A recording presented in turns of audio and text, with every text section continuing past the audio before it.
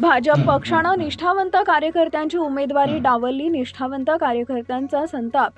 भाजपचे निष्ठावंत कार्यकर्ते राजेंद्र भोसले यांनी भाजपला सोडचिठ्ठी देत मशाल हाती घेतली. उमेदवारांनी डावलल्यानं कार्यकर्त्यांची भाजप विरुद्ध प्रचार करण्यास सुरुवात.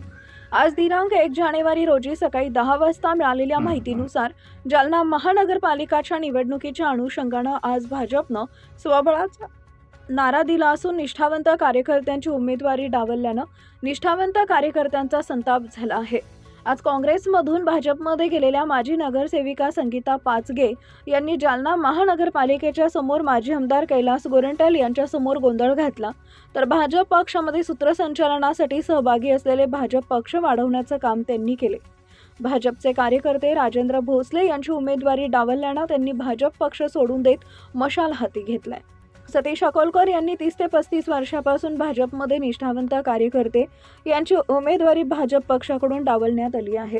भाजपचे कट्टर कार्यकर्ते सोशल मीडियावरती रावसाहेब दानवे, भास्कर दानवे, माजी आमदार कैलास गोरंट्याल यांचा सोशल मीडियाच्या माध्यमातून प्रचार करणारे भाजपचे निष्ठावंत कार्यकर्ते रोहित नलावडे यांनी प्रभाग क्रमांक 1 मधून उमेदवारी डावलून भाजपचे महानगर अध्यक्ष भास्कर दानवे यांच्या परिवारात उमेदवारी देऊन घराणेशाही सुरू केली आहे. निष्ठावंत कार्यकर्त्यांकडून भाजप पक्षावर संतापाची लाट पसरली आहे. निष्ठावंत कार्यकर्त्यांची उमेदवारी डावलल्यानं भाजप कार्यकर्त्यांनी भाजप विरुद्ध प्रचार करण्यास सुरुवात केली आहे. मला सांगा, आपली भाजपमध्ये पक्षात राहून आपली उमेदवार डावलेली भाजप पक्षानं काय सांगा? भारतीय जनता पक्षामध्ये मी 7 वर्ष अहोरात्र मेहनत केली. खरं तर यांचे जिल्हा प्रमुख, जिल्हाध्यक्ष असतील किंवा आमदार खासदार असतील, एखाद्या वेळेस ॲब्सेंट राहिले असतील, पण प्राध्यापक राजेंद्र भोसले कधी ॲब्सेंट राहिला नाही. प्रत्येक कार्यक्रमाचं संचालन केलं.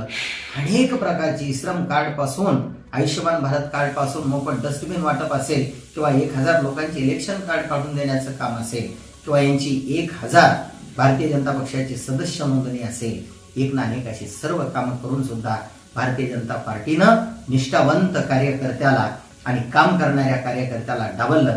परंतु उद्धव बाळासाहेब ठाकरे शिवसेनेनं माझा स्वीकार करून आम्हाला त्या ठिकाणी माझ्या पत्नीला मनीषा राजेंद्र भोसले यांना प्रभाग क्रमांक 14 मधून मशाल्या चिन्हावर उमेदवारी देऊन माझा सन्मान केला.